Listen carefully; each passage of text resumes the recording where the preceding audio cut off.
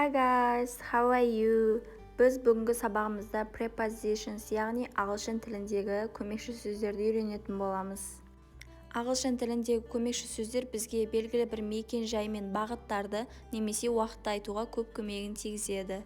Назарларыңызға ең маңызды деген бірнеше көмекші сөздерді ұсынбақпын. Негізгі мағыналарын көрсетемін, бірақ бұл сөздердің өзі сөйлемге байланысты өзгеріп отыруы мүмкін. Let's go мекен жайға байланысты көмекші сөздер.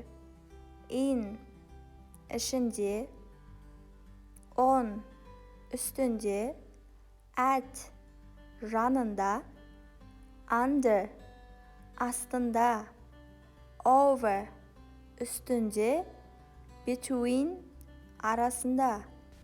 Келесі уақытқа байланысты көмекші сөздер. During кезінде, after кейін, before бұрын, since бастап. Келесі бізде бір бағытты көрсетуге арналған көмекші сөздер.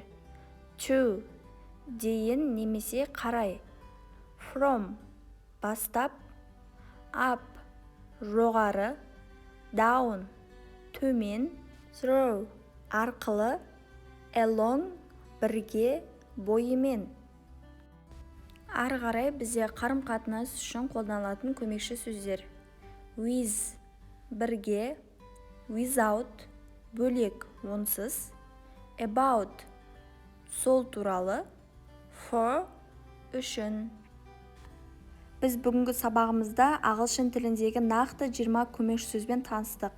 Ал келесі сабақта осы көмекші сөздердің пайдасы және сөйлемде қалай қолданылуы керектігін мен сіздерге түсіндіретін боламын. Бүгінгі сабағымыз ұнаған болса, лайк басып, каналға тіркеліп кетуді ұмытпаңыз. Goodbye!